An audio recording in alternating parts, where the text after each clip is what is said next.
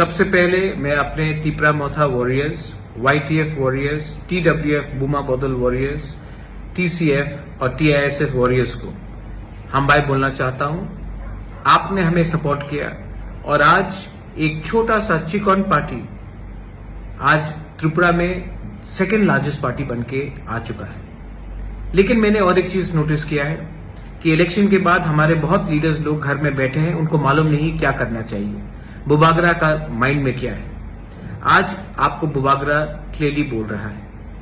आने वाले एक महीने के अंदर अगरतला में हम 2 दिन का plenary session, national executive session हम लोग करेंगे और उस टाइम पार्टी को नीचे से ऊपर तक हम बदलेंगे और नया जान डालेंगे।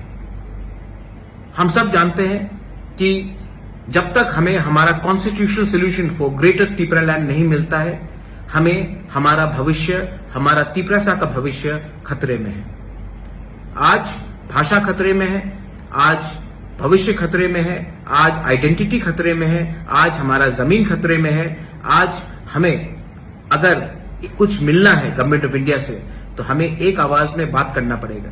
चुप बैठने से कुछ नहीं मिलेगा। इसके लिए मैं पार्टी को बूथ लेवल से, ब्लॉक लेवल से, डिस्ट्रिक्ट लेवल से, सेंट्रल लेवल से और कोर कमेटी से बदल के नया जान देना चाहता हूं।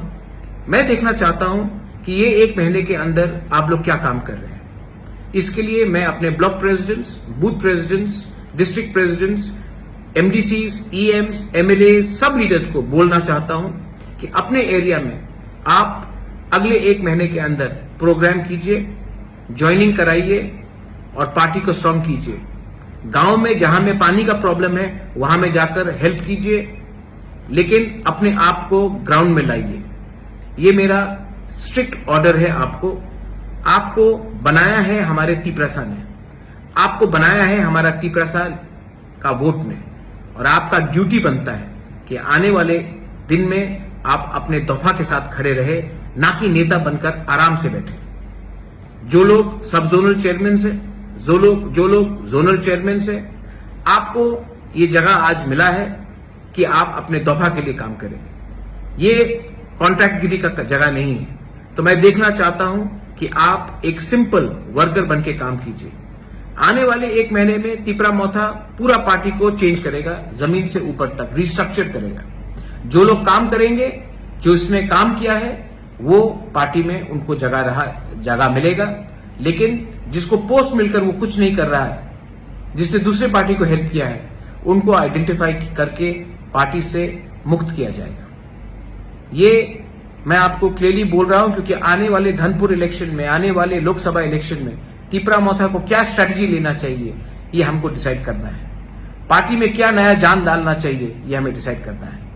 अगरतला के प्लेनरी सेशन में हम हर कॉन्स्टिट्यूएंसी से 40 से 50 लोगों को लाने की कोशिश करेंगे। इसके लिए मैं अपने MLAs, EMs, block president, district president, जो इस एरिया के लीडर्स हैं, उनको मीटिंग रखकर आप लोग लिस्ट हमें दीजिए।